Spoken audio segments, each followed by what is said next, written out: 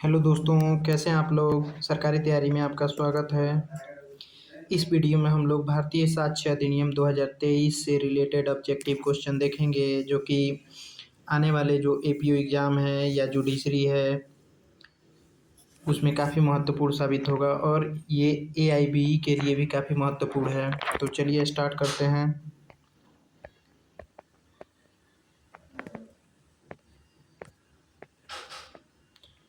तो हमारा first question है, व्हेन डिड भारतीय साक्ष्य अधिनियम गेट एसेंट। तो राइट आंसर हो जाएगा 25 दिसंबर 2023। ठीक है, 25 दिसंबर 2023 को तीनों जो क्रिमिनल लॉज हैं वो उसे द्रौपदी मुर्मू ने उस पर साइन किया था, तो एसेंट मिल गया था। ठीक है, नेक्स्ट क्वेश्चन है, व्हेन डिड भारतीय साक्ष्य अधिनियम कम इनटू फोर्स। भारतीय साक्ष्य अधिनियम कब इन फोर्स में आया, तो 1 जुलाई 2024। तो जितने भी तीनों कानून हैं, जो न्यू कानून हैं, उस तीनों 1 जुलाई 2024 को ही लागू हुए थे। ठीक है, बीएनएस, बीएनएसएस और भारतीय साक्ष्य अधिनियम, ये तीनों 1 जुलाई 2024 को लागू हुए थे। और और तीनों को एसेंट मिला था द्रौपदी मुर्मू के द्वारा 25 दिसंबर 2023 को। चलिए नेक्स्ट क्वेश्चन देखते हैं। What is the act number of Bharatiya साक्ष्य अधिनियम 2023। एक्ट नंबर क्या है, तो इसका एक्ट नंबर हो जाएगा एक्ट नंबर 47 ऑफ 2023। ठीक है, और इंडियन एविडेंस एक्ट का क्या था, एक्ट नंबर 1। ठीक है, एक्ट नंबर 1 था। ठीक है, तो इसका एक्ट नंबर 47 हो जाएगा। Next question, how many chapters in भारतीय साक्ष्य अधिनियम 2023, मतलब 2023।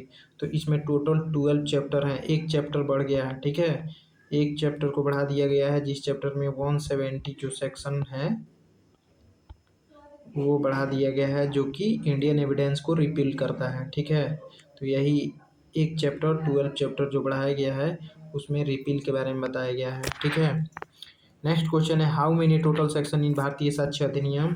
तो राइट आंसर 170। ठीक है, 170 जो कि, और सेक्शन नंबर 170 जो है वो चैप्टर 12 में है अभी जो हम बताएं, और टोटल इसमें सेक्शन 170 ही है, 170। Next question, chapter 12 of Bharatiya साक्ष्य अधिनियम 2023 डील्स विथ, इसमें 2 बार बीएस से हो गया है। ठीक है, ये नहीं रहेगा। चैप्टर 12 ऑफ बीएस से 2023 डील्स विथ, तो कौन से, तो सेक्शन 170 से डील करता है, जो कि रिपील एंड सेविंग का बात करता है। ठीक है, तो चैप्टर 12 किस से डील करता है, भारतीय साक्ष्य अधिनियम 170 से, सेक्शन 170, जो कि रिपील एंड सेविंग के बारे में बात करता है। ठीक है, नेक्स्ट क्वेश्चन है, भारतीय साक्ष्य अधिनियम 2023 इज, तो ये एक प्रोसीजरल लॉ है। ठीक है, सबको पता है कि प्रोसीजरल लॉ है। सीआरपीसी भी एक प्रोसीजरल लॉ है। ठीक है, next question, which chapter deals with relevancy of fact. तो चैप्टर 2। ठीक है, चैप्टर 2 जो है रिलीवेंसी ऑफ फैक्ट के बारे में डील करता है। नेक्स्ट क्वेश्चन है, विच सेक्शन ऑफ भारतीय साक्ष्य अधिनियम 2023 डील्स विथ मोटिव। तो सेक्शन 6। ठीक है, इंडियन एविडेंस एक्ट जो है, इंडियन एविडेंस एक्ट वो सेक्शन 8 में मोटिव को डील करता है। ठीक है, सेक्शन 8 जो है मोटिव को डील करता है, लेकिन इसमें सेक्शन 6 जो है मोटिव को डील करता है, याद रखिए। ठीक है, तो भारतीय साक्ष्य अधिनियम का सेक्शन 6 जो है मोटिव को डील करता है। नेक्स्ट क्वेश्चन है, विच पार्ट ऑफ भारतीय साक्ष्य Adhiniyam 2023 deals with production and effect of evidence. ठीक है, कौन सा जो है part production and effect of evidence को डील करता है, तो पार्ट 4। ठीक है, पार्ट 4 जो है प्रोडक्शन एंड इफेक्ट को डील करता है। ठीक, नेक्स्ट क्वेश्चन, अच्छा तो इंडियन एविडेंस एक्ट का कौन सा पार्ट प्रोडक्शन एंड इफेक्ट को डील करता था, तो पार्ट 3, क्योंकि उसमें टोटल पार्ट 3 ही थे, और पार्ट 3 जो है लास्ट जो पार्ट था वो प्रोडक्शन एंड इफेक्ट को डील करता था, लेकिन इसमें पार्ट 4 डील करता है। ठीक है, क्योंकि इसमें पार्ट 1 में एक ही चैप्टर दिया गया है। Next, which section deals with primary evidence, कौन सा सेक्शन प्राइमरी एविडेंस को डील करता है? तो सेक्शन 57, सेक्शन 57 जो है प्राइमरी एविडेंस को डील करता है। Next question, which section deals with identification parade, तो सेक्शन 7। जो लोग पुराने वाले इंडियन एविडेंस एक्ट जो लोग पढ़े हैं तो जानते हैं कि सेक्शन 9 जो है डील करता था, ठीक है। आइडेंटिफिकेशन परेड सेक्शन 9 डील करता था, तो 2 सेक्शन कम कर दीजिए, ठीक है। तो सेक्शन 7 जो है आइडेंटिफिकेशन परेड डील करता है, ठीक है। Next question, in which case did Lord Atkin define confession, किस केस में लॉर्ड एटकिन ने कन्फेशन को डिफाइन किया था? तो पकला नारायण स्वामी वर्सेस एम्परर में, ठीक है। Pakala Narayana Swami versus emperor. Next question, confession is define in which section of Bharatiya साक्ष्य अधिनियम 2023, कन्फेशन किस में डिफाइन है? तो डिफाइन है ही नहीं, ठीक है, तो कोई सेक्शन नहीं है, नॉन ऑफ अबव।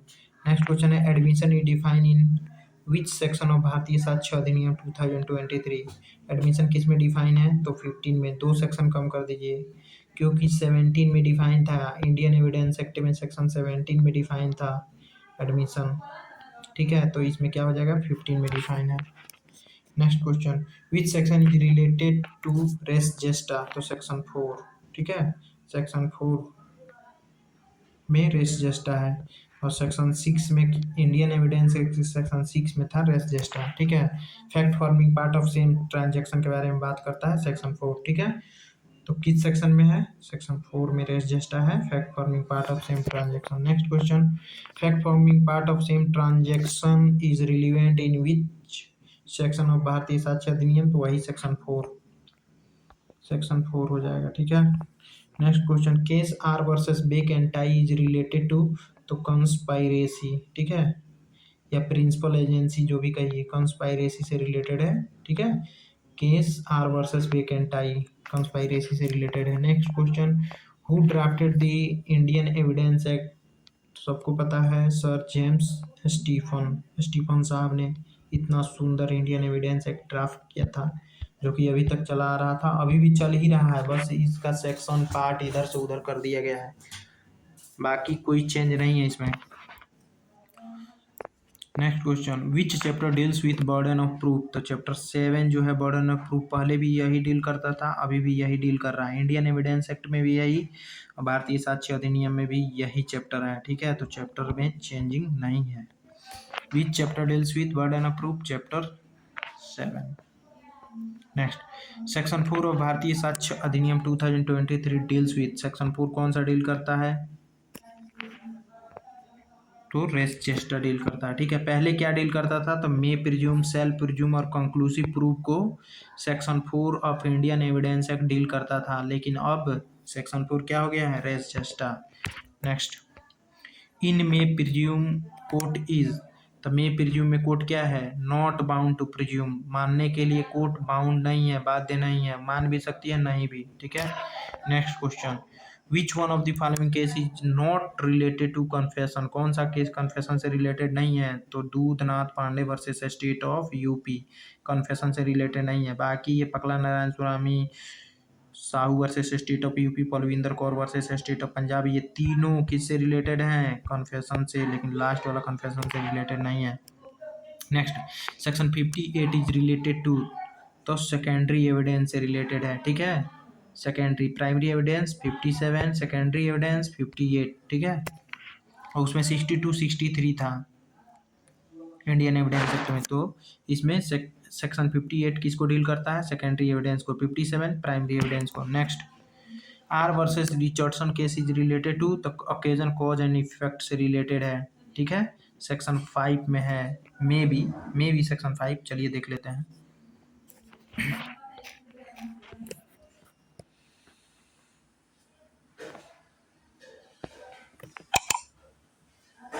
देखिए यहाँ पे है section 5, fact which are the occasion cause और इफेक्ट इमीडिएट और अदरवाइज ऑफ रिलीवेंट फैक्ट, चलिए पढ़ लीजिएगा लोग। तो R versus Richardson case is related to occasion cause and effect, section 5 of Bharatiya साक्ष्य Adhiniyam. Next, examination of witness is related to which chapter of Bharatiya साक्ष्य Adhiniyam 2023। Examination of witness किस chapter में है? तो चैप्टर 10 में, चैप्टर 10 ऑफ भारतीय साक्ष्य अधिनियम। चलिए next question, which section deals with opinion of expert. कौन सा सेक्शन जो है ओपिनियन ऑफ एक्सपर्ट को डील करता है? तो सेक्शन 45, ठीक है, सेक्शन 45 ओपिनियन ऑफ एक्सपर्ट को डील करता है।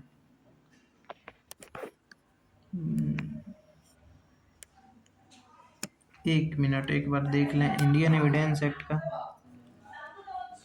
सेक्शन 45,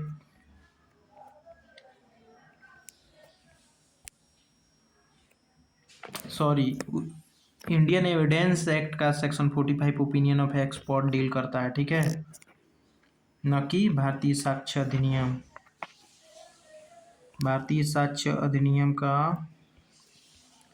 ओपिनियन ऑफ एक्सपर्ट, एक मिनट देख ले रहे हैं, ओपिनियन ऑफ एक्सपर्ट 39, ठीक है, 39 में है, तो ये करेक्शन कर लीजिएगा लोग। 39 opinion of expert 39 of Bharatiya साक्ष्य अधिनियम। ये कहिए कि हम देख लिए, क्योंकि मुझे याद था कि 45 of Indian evidence act opinion of expert को डील करता है, इसलिए इसका राइट आंसर क्या हो जाएगा? भारतीय साक्ष्य अधिनियम के अनुसार 39, ठीक है, क्योंकि हम लोग भारतीय साक्ष्य अधिनियम देख रहे हैं। Next, in which landmark judgment the Supreme Court laid down the principle that mixed statement containing both self-inculpatory and exculpatory part must be accepted or rejected as a whole। मतलब किस केस में कहा गया था, सुप्रीम कोर्ट ने किस case में कहा था कि सेल्फ इनकल्पेटरी और सेल्फ एक्सकल्पेटरी जो पार्ट होगा या तो पूरा ही एक्सेप्ट हो जाएगा या तो पूरा ही रिजेक्ट हो जाएगा। किस केस में कहा गया था? तो इसका राइट आंसर हो जाएगा Nishikant Jha versus state of Bihar में, ठीक है, Nishikant Jha versus state of Bihar. Next,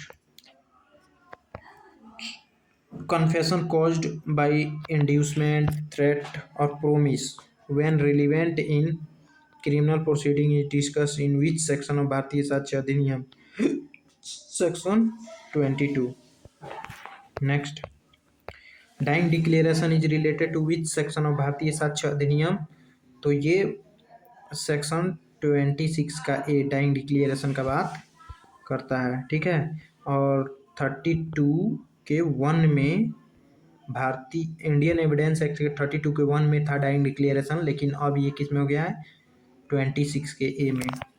चलिए next question, conviction can not be based सोलेली on the confession of co-accused, this principle was established in which landmark case?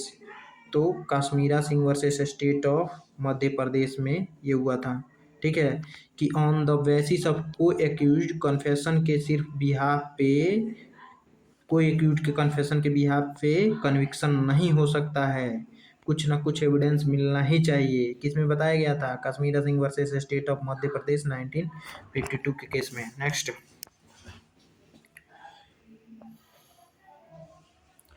which case is related to dying declaration, especially concerning the admissibility and reliability of non-verbal gesture and sign made by your victim unable to speak to identify their attackers?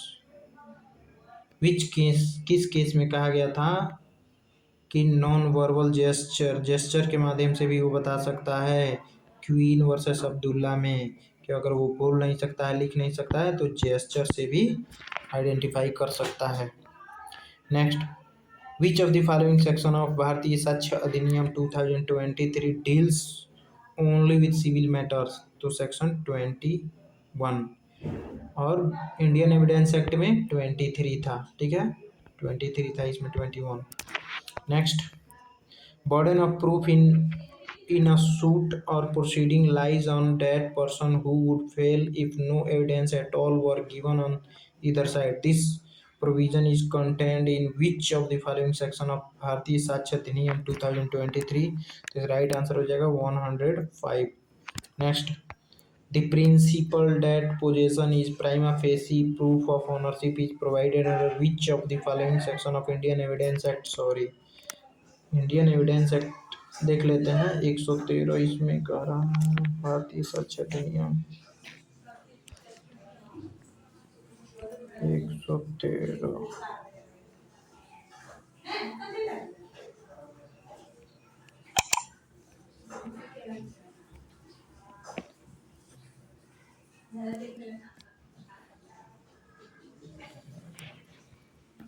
तो यहाँ Indian evidence act न होके यहाँ हो जाएगा BSA, ठीक है, भारतीय साक्ष्य अधिनियम 113 राइट आंसर है, ठीक है।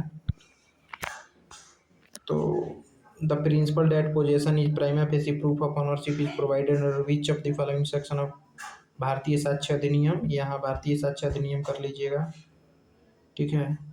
राइट आंसर हो जाएगा सेक्शन 113।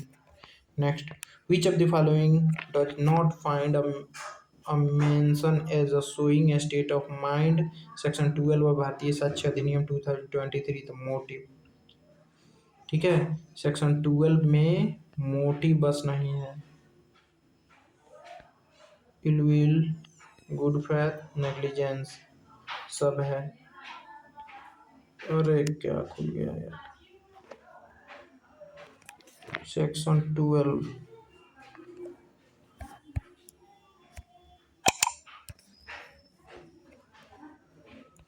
देख लीजिए। इसमें facts showing the existence of any state of mind such intention, knowledge, good faith, negligence, rashness, ill will or goodwill towards any particular person, or showing the existence of any state of body or bodily feeling are relevant when the existence of any such state of mind or body or bodily feeling is issue और relevant। देखिए, तो इसमें कहीं भी motive का जिक्र नहीं किया गया है। That's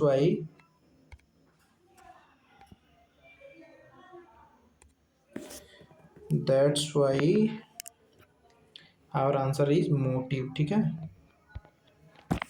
क्योंकि मोटिव के लिए एक पार्टिकुलर अलग सेक्शन है, ठीक है। चलिए next question, the legitimacy of child born during the valid marriage is presumed under which of the following provision of भारतीय साक्ष्य अधिनियम 2023। तो राइट आंसर हो जाएगा section 116। Next, an advocate is instructed by another advocate that an important witness is a dacoit. This is a reasonable ground for asking the witness whether he is dacoit. This illustration is based on which of the following section of भारतीय साक्ष्य अधिनियम? तो right answer हो जाएगा 152। Next, which of the following is not included in expression court under the Bharatiya साक्ष्य अधिनियम? भारतीय साक्ष्य अधिनियम में कोर्ट कहाँ डिफाइन, कोर्ट में क्या डिफाइन नहीं है? तो आर्बिट्रेटर, पहले भी आर्बिट्रेटर डिफाइन नहीं था, आज भी आर्बिट्रेटर डिफाइन नहीं है कोर्ट में। Next, which of the following section of the Indian evidence act makes the provision that there shall be no new trial on the ground of improper admission और rejection of evidence? ये कहाँ है? तो section 169 में। Next, which of the following statement is incorrect regarding dumb witness? कौन सा incorrect है dumb witness के लिए? तो देखिए, डम्ब विटनेस में give his evidence by writing in open court, सही है। और डम्ब विटनेस में give his evidence by sign in open court, ये भी सही है। Evidence given by a dumb witness in writing before the court shall be deemed to be documentary evidence, नहीं, ये ओरल एविडेंस माना जाएगा। जब वो गूंगा है और लिख कर दे रहा है, जो बोल नहीं सकता है, तो डॉक्यूमेंट्री एविडेंस कैसे माना जाएगा? वो ओरल एविडेंस ही माना जाएगा। तो इसका राइट आंसर सी हो जाएगा, यही रॉन्ग है। इनकरेक्ट पूछ रहा था ना क्वेश्चन में कि स्टेटमेंट इज इनकरेक्ट। चलिए next question, under provision of section 149C of the Bharatiya साक्ष्य Adhiniyam in the prosecution for rape in her cross examination the prosecutrix can not be put question as her general immoral character, ठीक है, इसका right answer हो जाएगा। Next, several shades of fact, fast नहीं होगा यहाँ, fact होगा, गलत है। Several shades of fact we are connected with the same transaction in particular mode are relevant under section 4 of Bharatiya साक्ष्य अधिनियम। Next, mode of